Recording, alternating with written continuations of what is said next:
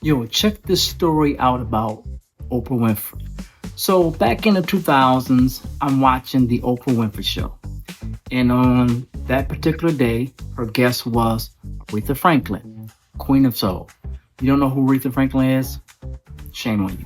But anyways, so Aretha Franklin is on the show. She's the guest. And Oprah Winfrey has this like reverence for Aretha Franklin. She's very emotional.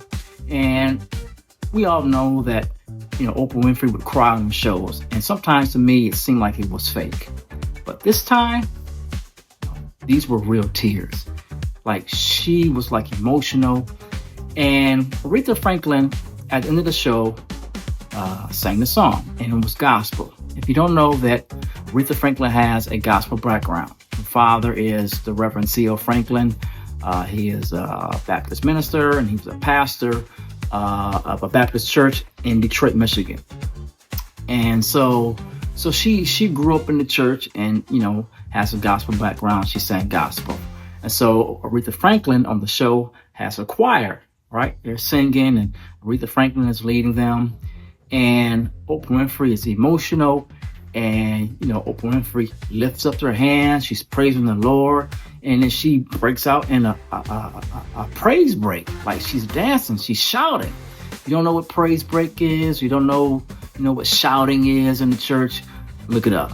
I don't have very time to explain, but anyways, and so I'm like, yo, look at Oprah, and so fast forward to 2022, 23, I'm reading a book on Oprah Winfrey, right? And Oprah Winfrey has like a troubled background. Like she was always running away. She was stealing. She was getting in trouble.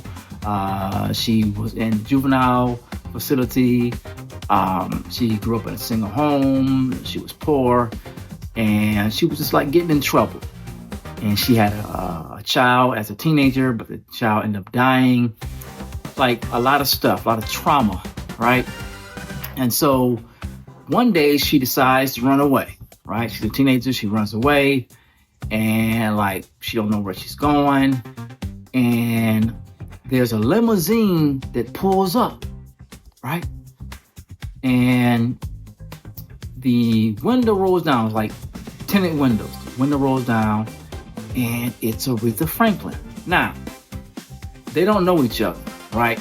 Oprah Winfrey just know of Aretha Franklin because she's famous, right? Aretha Franklin is a singer, Queen of Soul, right? But Aretha Franklin doesn't know her, right? And so Oprah Winfrey kind of explains her situation or whatever, and she don't have any money and things like that. And Aretha Franklin gives Oprah Winfrey $100, right? And then from that point on, Oprah Winfrey uses the $100 to, I think rent a motel or whatever.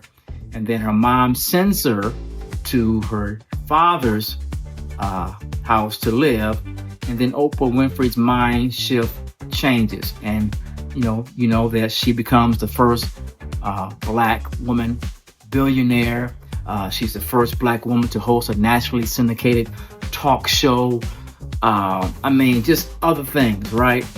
And it's just like, it's amazing because I'm like, that's the reason why she was so emotional on the show back in 2000. Like she's on her show. She's like, I have my own show. And the woman that helped me out, that they didn't even know each other. Back then she can look back like, I'll never see Aretha Franklin again. But they do see each other on her show, man. It's just amazing how things come back into full circle, man. And it's just a powerful story just to remind you that no matter what your situation is, if someone sows into your life, right, things can change just like that. She's a billionaire. All because a $100 bill caused her life to take a shift, right? Amazing story. This is Black History Month. We are celebrating 100 years of Black history. And this is just one of those amazing stories that I had to share.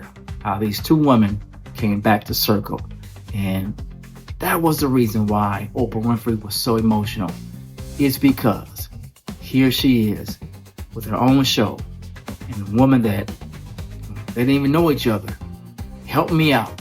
Now they come back full circle and celebrating just life, sisterhood. Amazing. All right. Continue to follow for more Black History Moments.